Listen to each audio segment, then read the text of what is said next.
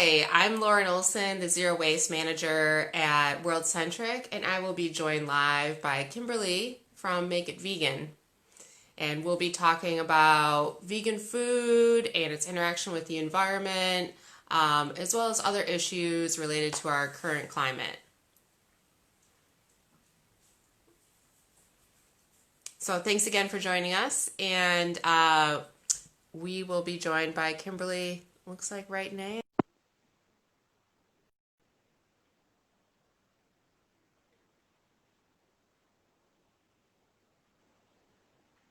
Hi. Hi, how's it going? Good. How are you? I am well. I'm turning you up just a little bit. Cool. Awesome. I think I can hear you. Can you hear me okay? I can hear you. Amazing. Amazing. Yeah. So, how is it going? Pretty good. Today has been pretty good. Been having did a podcast earlier, so I've been talking for a couple of hours now. But it's a good thing. How about you? How's your day going? Good. Good. I'm excited to talk with you. Yeah, yeah. Yeah. So, World Centric, we make compostable products and packaging. Everything's out of plants. Everything's compostable. That's our deal, and 25% goes to of our profits goes to our nonprofit partners who help with extreme poverty abroad. So that's kind of Oh, who that's World amazing. Centric is in a nutshell. But I would love to get the deep dive on you, Kimberly, and Make It Vegan, and if you could kind of give us an intro of that whole thing. Yeah, sure. So the business is called Might Be Vegan. Might be vegan. Make It Vegan is a cool name too, but Sorry about but this that. is called, no, it's fine. It's called Might Be Vegan, and so the business started as a way to help people around the world eat more plants. And I've been very intentional about creating resources and partnerships and activities and things like that to keep plant-based eating at the forefront of people's minds. So yeah, so that is what Might Be Vegan is about. Yeah, let's hear about your own journey into veganism. Just full disclosure, I used to be vegan, Yeah. and I lived in a vegan co-op in college. So Yeah. it was a lot of more angry vegans, I guess I would say. Yeah. We Yeah, have those. We have yeah. those. Yeah. I mean, there's angry people in all walks of life, right? So, yeah. Absolutely. But Absolutely. after that I sort of mellowed out and I was still vegan, but then the place where I was living, it didn't really have good food choices. Yeah. And I think most of it came down to I was like dating at the time and I wanted to like go out to eat. Yeah. And it was a real detriment to be vegan and like not have anywhere to go, really. Right. Now, how long ago was this? Um, so I think I gave up veganism probably like 10 years ago. Yeah. Well, I Just, feel like now, if you were yeah. to try again, there are so many more options. Because Hmm. 10 years ago, I can definitely see how going out to eat would be a lot more complicated. Obviously, I don't know where you were living, but Yeah. it's definitely gotten a lot more convenient, if you will. Hmm. So I definitely Yeah, feel that. and I think it was a good experience. Like I still have like days, where I eat vegan and I'm able to Yeah, yeah, make vegan meals. So, for you sure. know, even if I'm not like full 100%, at least like, I can have like periods of time where I'm, doing, eating vegan. So, Yeah, yeah, that's awesome. That's awesome. yeah. So you asked me sort of about my journey into being plant-based. So I actually kind of stay away from the word vegan sometimes just Mm. because of that, the exactly what you experienced talking about the angry vegans. I'm like, yeah, I'm not that person. Like I'm not gonna like jump down your throat about a particular thing. I have like one sort of foundational belief as an individual when it comes to how I interact with others. Do what makes you happy. As long as you're not hurting yourself or hurting other people, I have nothing to say. Right. So that's kind of how I try to live and do that in a way that is open and inviting. But my vegan journey began actually not too long ago, I guess maybe 3 years and some change. And it wasn't on purpose at first, because I had gone to this vision boarding party. And even though eating better and living better has always been a fundamental part of my life and a fundamental part of just who I am, I had not decided fully that I wanted to be vegan, because in my mind I was like, that just sounds real hard. Like, and I really like cheese, and I also like chicken. So, I mean, I have to be honest with myself. So, Yeah. so I'll obviously be honest with you. So I had gone to this vision boarding party, as I said, and I wasn't really taking it seriously. I was just putting things on there. I took a really handsome basketball player and I slapped him on the board, like, yep, that's mine. Like, Yeah. just random things that you do on, you know, as you approach the new year, to talk to vision what your life will be like. So I put a bunch of stuff on the board. I had a really cool car, and I saw the word vegan in a magazine. I cut that out. I stuck that on there. And then I stuck some water on there because I needed to increase more water. So that was actually a real thing. Like, the water was a real thing. Yeah. So fast forward a few months into it, into that year, and I was in the kitchen. I was cooking a hen, and I was seasoning that hen. And when I looked down at the hen, it became alive, in the sense that it was the first time that I felt like I had hurt something or someone. And it was that moment, similar to how, if you've ever like been in your car or driving somewhere and you run over like a squirrel, you're like, no, why'd you do that? Move. Like, you know, you have that moment where you feel like you hurt something. Yeah. That's what happened to me. Like, I felt like I had harmed something. And from that point forward, I could no longer cook meat at home. So that was the beginning of it, because I felt like I had murdered somebody.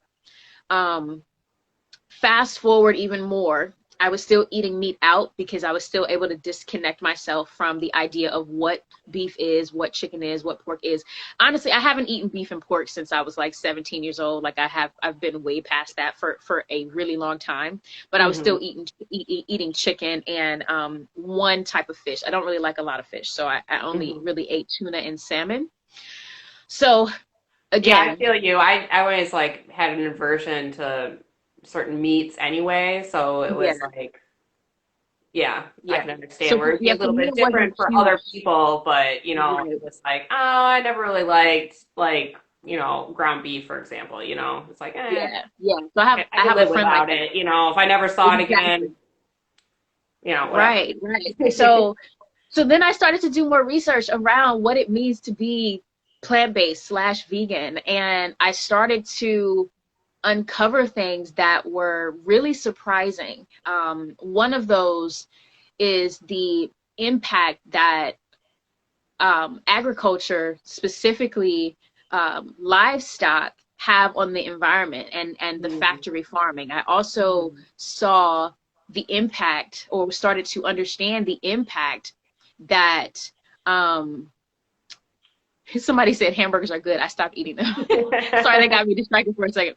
But I started to, in addition to the environmental impact, I saw the impact that meat consumption and dairy has on the body. As a woman, as a Black woman, like, in Black communities, we have the highest rates of diet-related preventable illnesses, and a lot of that is connected to our consumption, our overconsumption of meat, dairy, and sugar. And so I was like, my brain was like, what? Yeah. Like, this whole time I'm believing this standard American diet and the triangle that they give you of like, these are the things that you should eat, or the circle rather, of like, eat these things to be healthy. Yeah. And I'm like, this is not true. Like, it's Yeah.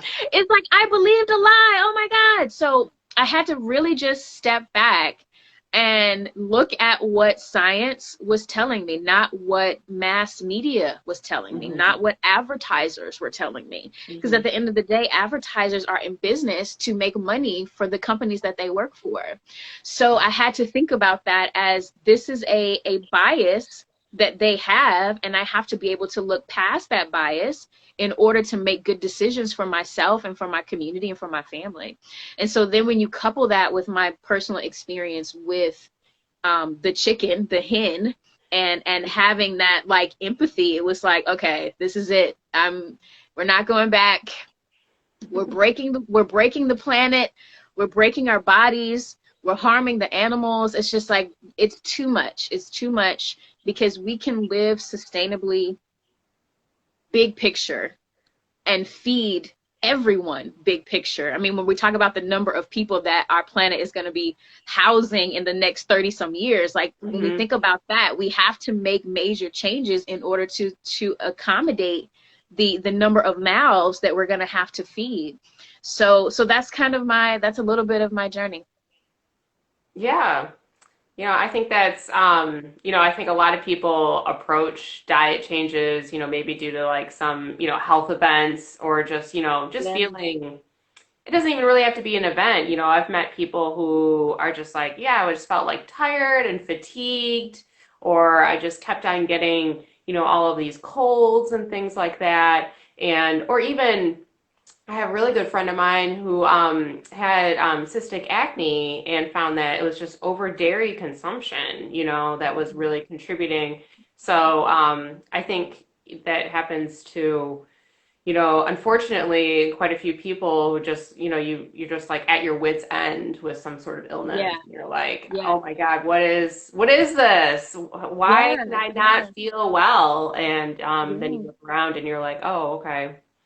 I guess, like you said, the food pyramid steered me wrong. Advertisements steered me wrong. And Yeah. also, it's Yeah. just convenient and ease and what you Yeah. know, Yeah. your And then your also mental what's shortcuts. subsidized, right? It's also what's subsidized. Some of the Hmm. more unhealthy options, and dairy and meat, those things end up being less expensive when they end up on our shelves, because they're being subsidized. Like, they don't actually cost less. They just get more money so that we pay less for them. Hmm. Yeah, and that's what was interesting about the meat shortage due to COVID, was that people were like, I'd see all these articles, like people were like freaking out about like the increased cost of meat, and it was like, well, meat has been too cheap for too long, so now we're just paying a little more, but probably we should have been paying a lot more just due to all the environmental damage of these large Absolutely. factories and the lives of these poor animals that are housed in Yeah. these Yeah. fine animal operations. I would love to propose like a cruelty tax. Like, Hmm. think about it, right? Yeah. So we subsidize a lot of things that are really bad for our bodies, things that are bad for the planet. Hmm. Imagine what a cruelty tax would look like. So, hey, if you want to eat this, cool. If you want to do this, cool. But because of its impact on the environment, it's going to cost more because of the tax, literal tax, that it's having on the planet, that it's having on the bodies of the animals that have paid the cost for this, Hmm. the environment that it is poisoning in lower income communities. Like, let's pay a tax for the harm that we do. And I think that may eventually even out and help people and businesses make better decisions long term, Hmm. because they're being taxed for bad decisions, decisions that harm us. Because I think that puts the health of our people, the health of our planet in the forefront, because a lot of times we incentivize businesses for making good choices, but we don't Hmm. penalize businesses as often for making bad choices. It's usually when they get to the point where the community has had such an uproar and it's like, oh, we're going to sue you. So now they have to go through a lawsuit, and then they Yeah, have this which this is lawsuit that they then have so to pay out. expensive. But Yeah. like, we have to have more accountability. Like, and I would love to figure out how to do that. So if anybody is watching that has an idea, like, pop in my DMs. How can we figure out how to get our legislation thinking about how do we tax businesses for making poor decisions? Because I Yeah. think at the end of the day, we see that what happens when we force businesses into doing better. For example, COVID-19. I think Hmm. long term, we should have been thinking about how we can use fewer resources to get the same things done. How can we allow people to, if they need to be, work from home more often, if Hmm. they, if it's important for them? But now COVID-19 has forced people into doing and thinking about that. So how else can we move the conversation along? I know that's not what we were planning to talk about, but that's just a little idea that came to my mind. No, I love it. Yeah, I mean, we need to internalize these, as we used to say in economics. That was my major. Internalize these externalities. This external, an externality would just be the pollution. And the cause and the harm. Against people and certain groups of people. But yeah, I would love to talk with you more about what you mentioned in terms of communities of color, minorities, low income communities, and how typically these people are affected by environmental racism and Yeah. the meat industry or agricultural industry. Yeah.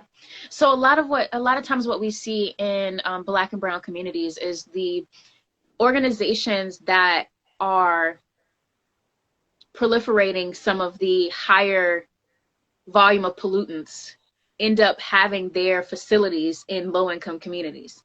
And Hmm. so that impact on our bodies is dangerous to the point that we're even realizing more of that danger because we're housing or holding or living with severe illnesses as a result of that pollution that's in our area, the dumping that's in our area. I mean, we think about things like I would even consider the scenario in Flint environmental Hmm. racism because we have these the scenario with like the pipes not being able to do what they're supposed to do. I don't, I'm sure you probably know more about how all of that worked, but Hmm. ultimately they're still dealing with trace amounts of really bad things in their Yeah. water that they're trying to drink. And nobody has really been holding them accountable, like I talked about before, just having that level of accountability. And Hmm. so then you add to that what I would consider dietary racism, Hmm. where now in addition to living in an environment that has more pollutants, that has more concentration of people, you couple that then with um, very poor food options in areas. So we've got McDonald's, Wendy's, Burger King, Church's Chicken, Bojangles Chicken, fried, deep fried, slathered, battered, all of that. And you have convenience stores. You don't have full Ex- grocery stores where, exactly. You have no fresh. bananas instead of Yeah, they have bananas, maybe vegetables, like an old iceberg lettuce. I mean, it's not, oranges, an apple. Like, yeah, what is that? yeah.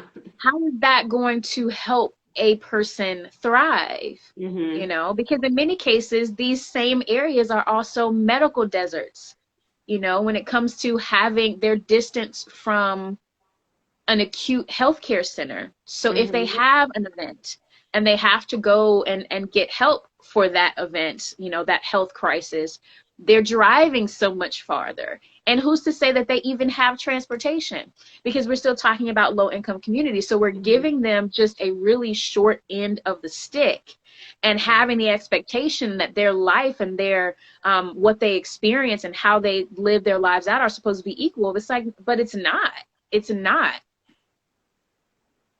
Yeah, it's definitely an uneven playing field. And then when these communities, and I saw it a lot, I moved from Michigan recently, in Detroit or Flint, when these communities who are already fighting all of these different battles, maybe with their own personal health, their family's health, trying to get food, trying to get around without a car.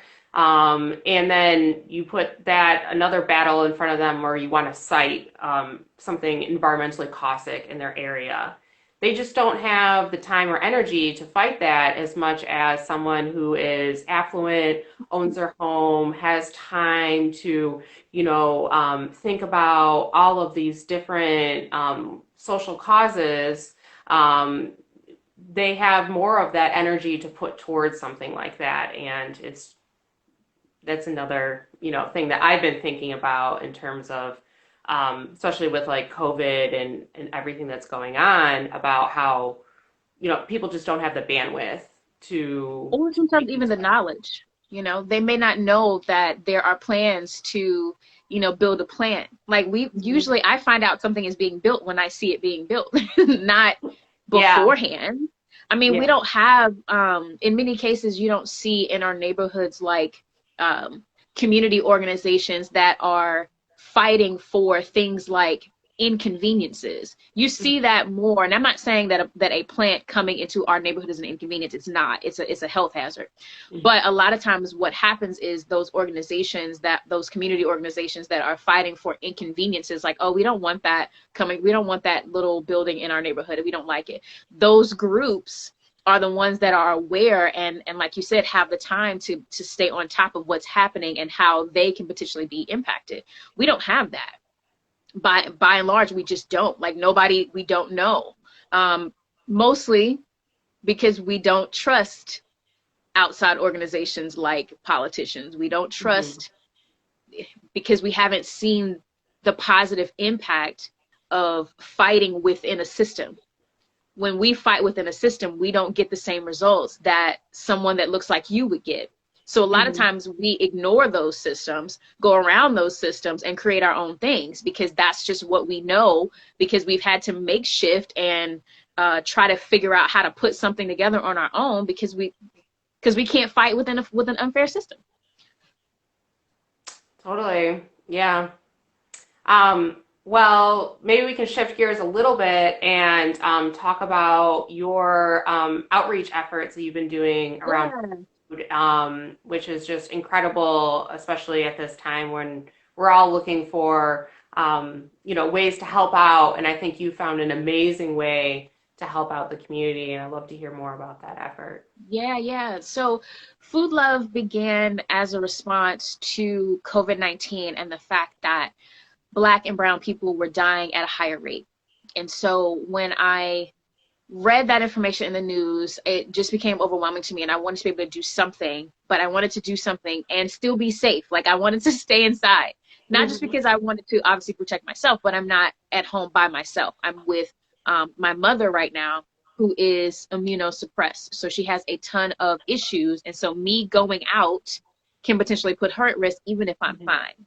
Yeah. So I wanted to do something and also stay at home. So I created Food Love, and it is essentially our national COVID-19, national hunger relief effort as it relates to COVID-19. And what we do is get plant-based foods to people who are in dire need. So we work with a large group of community organizers and people who have direct insight into what's happening in lower income communities, within these rural areas where food banks are not supplying as well as they can. Obviously, we know that food banks are overwhelmed, period. Like, that's just across the board. But there are some people who just can't even get to the food bank because, one, they're out of a job, they don't have transportation, and even if they did have public transportation, it's limited because of often limited routes because of COVID-19. So the schedule is no longer the same. Or potentially a food bank, and it's been incredibly difficult because they can't have volunteers. So, all the employees are working too much, and they're all obviously concerned for their personal health, their family's health. So it's a very dire situation. Yeah. Yeah, absolutely. So I wanted to be able to fill in the gaps, especially for the people who needed to stay at home, the people who don't need to go out, like the folks who might have issues in their health that may be going through cancer treatment, for example. And so their immune system is just washed, so they need to stay at home. Or people who I saw on Instagram, there were several food banks that require that you have an ID that show that you're a resident of the area. Now that creates an issue because, one, if you're visiting, or two, if you're undocumented, or three, if you're transitioning from being housing insecure into being housing secure and you haven't gotten the right ID yet, or if you just lost it. Like, any of those reasons could be one to why you can't now get food because you can't prove who you are. So I wanted to be able to connect there as well. Or the families who have, maybe it's a single dad or a single mom who has 5 kids at home and literally just cannot leave the house and bring all 5 kids out to go to a food bank. Like, there's just so many gaps in the system. That is, how do we support people? How do we support our community? And essentially, I wanted to create almost a 911 for food. like, how do we get people food that they need? How can they go to one central place and say help, Mm-hmm. and that be resolved, and that be the end of it? Like, we got you. Here's your food. No questions asked. So that's exactly what Food Love is, and we've been the program has been alive since April of this year. The very end of April, I started it, I launched it, and since that time, we've been able to add a ton of brands and partners like World Centric and others who are helping to, spread the word and helping to get food to people through donations. I mean, I started a GoFundMe. I wasn't going to, because I didn't want to touch any money. Like, I just wanted to be like, Yeah. person in need, here's the food, boom. Yeah. Like, I didn't want to have to get in the middle, but it happened. Mm-hmm. And so now we've raised almost maybe $14,000 towards the cause. And are you still so accepting donations? Yes, we are. We are actually. So, For all those on here. Yeah. So the way that we use the money is, so we have certain brands who have committed to delivering a certain amount of food each week or each month. And once they hit that mark, we then give them money to feed more people. So Awesome. It helps to just extend what we're doing. And that's really the only way the money is being used. All of our other tools, everybody else is volunteering. All the tools that we use have been donated in kind from other sponsors. And so that's literally, it's its own little microcosm of a program. That's an amazing program, and fills such a need. And I think I'm just very impressed, and I just love that you had that vision and were able to actualize it, especially in a time in which I think everyone was feeling very anxious. So I'm very impressed that you're able to channel that energy into something like that. And very grateful. Yeah, thank you. But I mean, it's been a journey. Like, I mean, I'm just as anxious, if not more, than everybody else, because now I have not just my own issues, but the weight of everybody who's like, can you feed me? You know what I mean? So there's that of figuring out, because when we started, I mean, we didn't have all the resources we needed. Like, it wasn't there. There was no money. There were 2 partners, but we had committed to feeding the nation, which is like, sounds bizarre and crazy. But we've been able to keep up with the demand, and we've been pacing it. So it's not just like I put a link out there and everybody can sign up. Like, that just would not have been manageable. So we've been very secretive about how you sign up, because we're getting the people that need help directly from very specific sources around the country. And so as we expand that group, we're able to do so in tandem with the resources that we have. So that way we're able to pace it. Yeah, very important. Well, we've been talking for quite some time now. Is there anything else that you would like to talk about? I think that's been amazing. I mean, I really appreciate World Centric, sharing this platform with me, with Food Love, and inviting people to, to donate, to participate. We're really excited, and I love, what your brand does as far as how you're centering yourself as a B corporation, as a social enterprise, almost thinking about how you can help others. And I think that idea is one that every brand and anybody who's watching can take home. That you can still make money and be a business and help others at the same time. And I think World Centric has done a great job of doing that. And I'd love to see more businesses continue in that same way.